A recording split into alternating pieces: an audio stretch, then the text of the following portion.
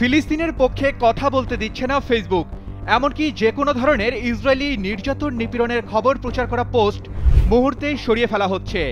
এখন আপনার মনে হতেই পারে যে যুদ্ধ সংক্রান্ত কন্টেন্ট হওয়ার কারণে এমনটা হচ্ছে, কিন্তু বিবিসির অনুসন্ধান বলছে ভিন্ন কথা।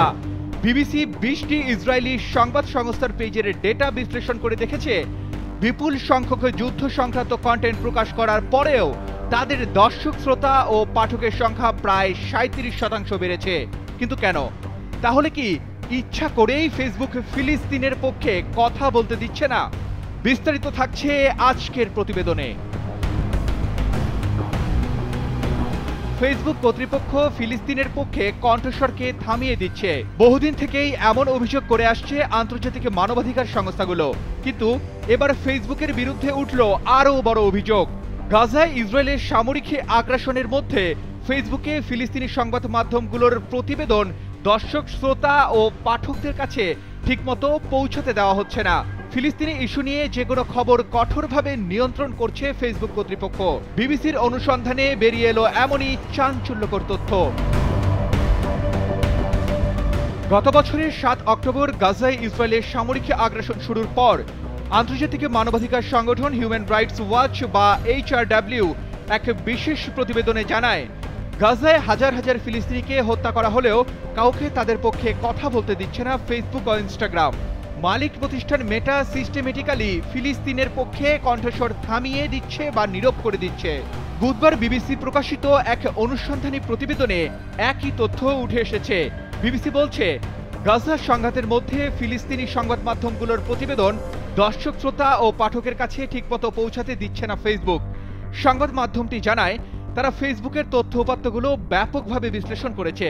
তাতে দেখা গেছে 2023 সালের অক্টোবর থেকে ফিলিস্তিনের গাজা ও পশ্চিম তীরের বার্তা কক্ষগুলোর সঙ্গে দর্শক, শ্রোতা ও পাঠকের মিথস্ক্রিয়া কমে গেছে।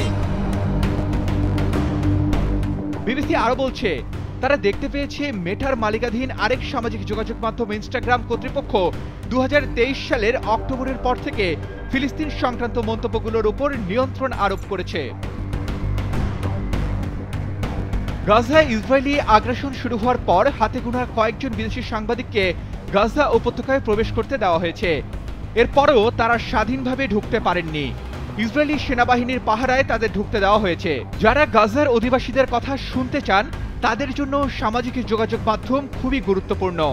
তাদের কাছে প্যালেস্তাইন টিভি, ওয়াফা নিউজ এজেন্সি ও আল ওয়াতান নিউজের মতো সংবাদ মাধ্যমগুলোর ফেসবুক পেজ গুরুত্বপূর্ণ সংবাদ সূত্র হয়ে উঠেছে। এসব সংবাদ মাধ্যম পশ্চিম তীরের বাইরে থেকে পরিচালিত হয়।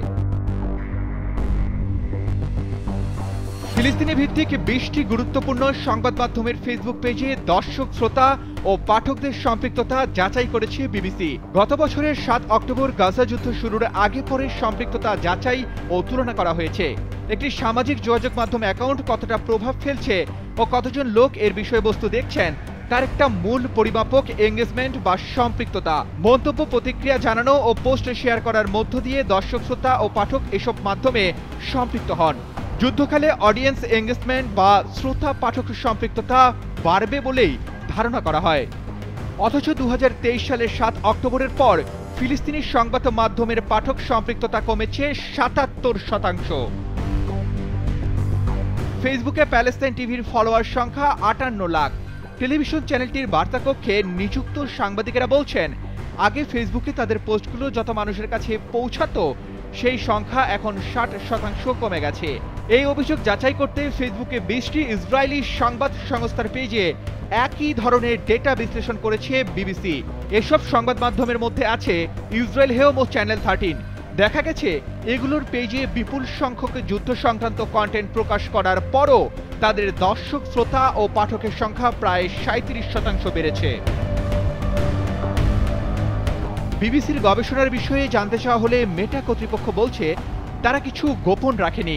মেটা আরও বলছে, তারা মত প্রকাশের স্বাধীনতা ভারসাম্য রক্ষা করতে গিয়ে চ্যালেঞ্জের মুখে পড়ছে, কারণ ফিলিস্তিনের স্বাধীনতাকামী সংগঠন হামাসের উপর যুক্তরাষ্ট্রের নিষেধাজ্ঞা আছে এবং মেটার নিজস্ব নীতিমালার আওতায় একে বিপজ্জনক সংগঠন বলে বিবেচনা করা হয়।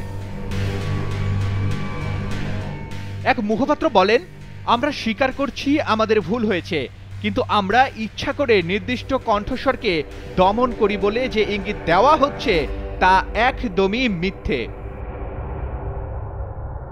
Arman Ali, Daily Sun.